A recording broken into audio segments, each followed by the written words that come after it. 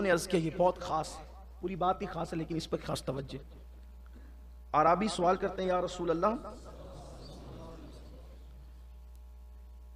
रोज क़यामत के दिन मैं अल्लाह से इस हालत में मिलना चाहता हूं कि मेरे वजूद पर कोई गुनाह ना हो, मैं गुनाहों से पाक और साफ होकर अल्लाह से क़यामत में मिलना चाहता हूं। क़यामत के दिन मैं अल्लाह से पाक और साफ, कि मेरे नामे अमाल में कोई गुनाह ना हो, इस शान से मैं अल्लाह से मिलना चाहता हूं। कितना खूबसूरत जवाब है। हुजूर अलैहिस्सलाम फरमाते हैं गुस्ल जनाबत को खूब अच्छी तरह किया करो, इसकी बरकत से अल्लाह से तुम इस हालत में मिलोगे कि तुम्हारे नामे अमाल में कोई गुनाह नहीं होगा। यानी गुस्ल जनाबत जो लोग अच्छी तरह करते हैं, क़यामत के दिन वो गुनाहों से पाक होकर के उठेंगे। पहली बात तो लोग 2-2 3-3 तक गुस्ल जनाबत को 2-2 3-3 दिन तक करते ही नहीं है, ऐसे ही घूमते रहते हैं। हुजूर अकरम सल्लल्लाहु अलैहि वसल्लम फरमाते हैं कि जहां जुनबी हो, यानी जिस शख्स पर, जिस मर्द औरत पर गुस्ल जनाबत फर्ज हो, वो जहां होगा वहां अल्लाह की रहमत के फरिश्ते नहीं होंगे। कुछ लोगों के बारे में तो हम देखते भी है, सुनते भी है कि वो ऐसे उठ करके लूम चलाने भी चले जाए, साइजिंग में भी चले गए, दुकान में भी आ गए, और उसके बाद जब उनको मौका मिला फिर वो तब गुस्ल करेंगे। मेरे खुद का तजुर्बा ये मैं बता रहा हूं आपको।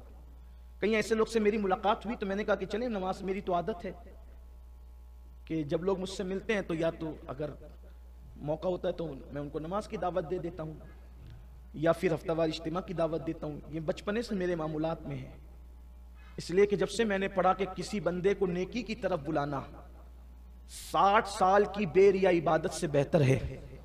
मैंने कहा कि क्यों छोड़े 60 साल की इबादत को? 60 साल गार में बैठकर इबादत करने वाले को जो सवाब मिलता है, उससे ज्यादा सवाब नेकी की तरफ बुलाने वाले को मिलता है।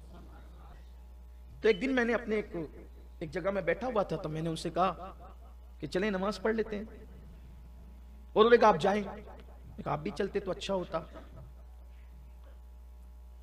मैं अकेला ही था, तो उन्होंने कहा एक काम करता हूं मैं मस्जिद तक आपको पहुंचा देता। चलिए वो आए, मस्जिद के दरवाजे पर उन्होंने मुझे पहुंचा। फिर मैंने कहा कि भाई दरवाजे तक आए, पढ़ तो नहीं। मेरे कान में कहा कि सैयद साहब मैं असल में अभी मेरा गुस्ल बाकी है। बड़ा सदमा हुआ। बल्कि ये भी हदीस पाक में आया है कि जो गुस्ल जनाबत में ताखीर करे, मरते वक्त तो उसकी जबान पे कलेमा नहीं आएगा।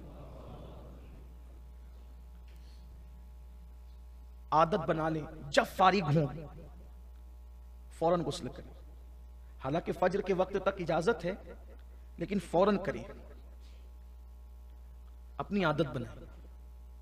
मौलाए कायनात सैयदना अली करमल्लाहु ताला वजहुल करीम फरमाते हैं कि मैंने कभी जनाबत रात के अव्वल के हिस्से में नहीं की, हमेशा मैंने जनाबत रात के आखिरी हिस्से। मैं जनाबत सिर्फ समझाने के लिए कह रहा हूं, वहां तक अभी बच्चे बहनें सब और लोग होते हैं, सिर्फ समझाने के लिए। मैंने कभी जनाबत का मामला शुरू रात में नहीं किया, हमेशा रात के आखिरी हिस्से में किया। वजह इसलिए कहते हैं कि अगर शुरू हिस्से में करता तो रात में उसी हालत में सोना पड़ता। अभी तो बहुत आसानी है मेरे अजीजों, गीजर चालू करो और 5 मिनट में गुस्ल करके बाहर निकल जाओ, तो फिर भी लोग मलीछे जैसे बने रहते हैं, 2-2 3-3 दिन नहीं नहाते। लेकिन वो वक्त, और वो भी अरब के अंदर, जहां तेल से भी महंगा पानी आज भी बिक रहा है। पेट्रोल वहां सस्ता है, पानी महंगा है अभी भी। तो समुंदरों का पानी उन्होंने काबिल इस्तेमाल बना लिया मशीनों के जरिए से, तो अब भी पानी महंगा है वहां। तो जब कुओं के जरिए पानी निकाला जाता होगा तो उस वक्त पानी की कितनी अहमियत होगी। तो मौलाए कायनात कहते हैं कि रात के शुरू हिस्से में जनाबत इसलिए नहीं की कि रात भर जनाबत की हालत में सोना पड़ता था, इसलिए मैं आखिरी हिस्से में जनाबत करता ताकि मैं नापाक ना रहूं। क्यों? अगर उसी हालत में मौत आ गई तो अल्लाह को मुंह क्या दिखाऊंगा। तो इसलिए अगर गुस्ल जनाबत फर्ज हो जाए तो फौरी तौर पर करें। हालांकि फौरी तौर पे फर्ज वाजिब नहीं है, फजर की अजान तक अगर वुजू करके सो जाए तो इजाजत है, लेकिन मौत का भरोसा क्या है।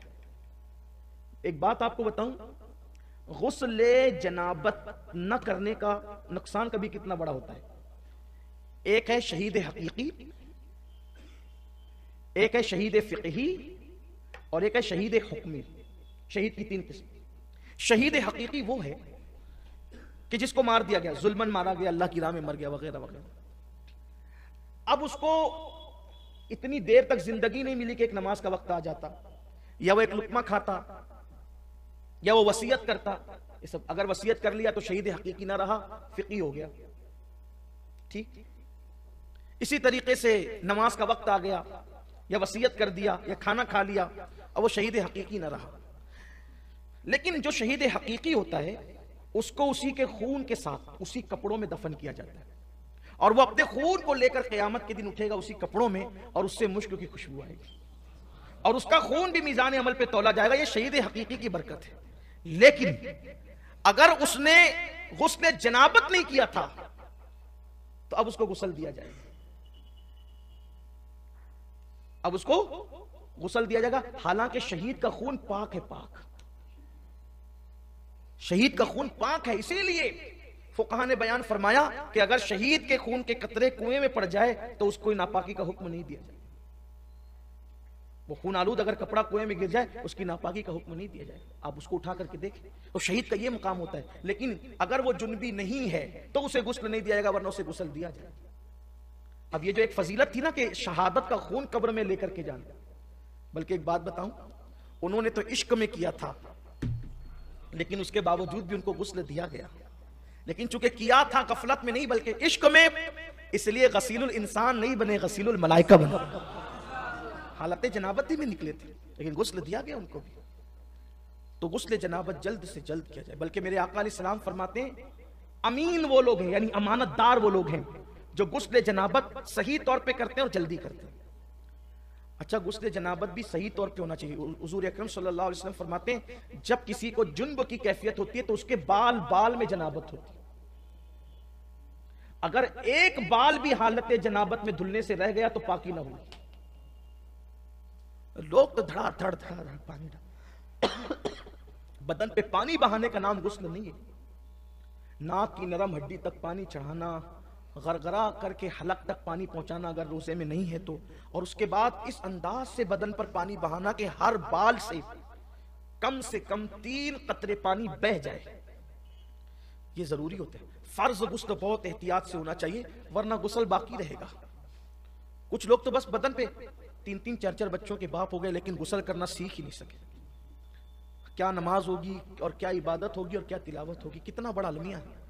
तो इसलिए मेरे आका अलैहिस्सलाम ने फरमाया कि अगर तुम ये चाहते हो कि गुनाहों से पाक हो के क़यामत के दिन अल्लाह से मुलाकात करो तो गुस्ल जनाबत अच्छी तरह से किया करो। हुजूर इस्लाम ने कहा कि अच्छी तरह से किया करो, इसलिए गुस्ल जनाबत अच्छी तरह से करने की आदत डालें। नाक के बाल बढ़ जाया करें तो उसको कटवा लिया करें, इसलिए कि अगर बाल कटवा लेते हैं तो गुस्ल जनाबत में आसानी होती है।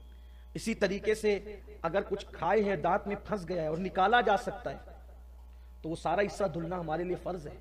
गरगरा करना चाहिए, और गरगरा करने में शर्माओ मत कि आवाज आएगी तो लोग क्या कहेंगे, लोगों को छोड़ दो, कौन क्या कहेगा। हलक के अंदर पानी पहुंचना चाहिए। इसीलिए काफिर कभी पाक नहीं हो पाता। काफिर कभी पाक, क्योंकि वो नहा तो लेता है, पानी तो बहा लेता है, कभी कभी बेतकल्लुफ पानी पीने की वजह से उसका गरगरा भी हो जाता है, हलक भी धुल जाता है, बेतकल्लुफ पानी पीने, लेकिन नाक में पानी वो कभी नहीं पहुंचा पाता, क्योंकि नाक में पानी पहुंचाने का तसव्वुर सिर्फ इस्लाम में है। इसलिए काफिर कभी पाक नहीं हो पाता गुस्ल जनाबत से, कभी पाक नहीं हो पाता। इसलिए आपसे कहता हूं गुस्ल जनाबत सीखिए और अच्छे से सीख करके गुस्ल जनाबत कीजिए। और गुस्ल जनाबत की बरकत भी बहुत ज्यादा है।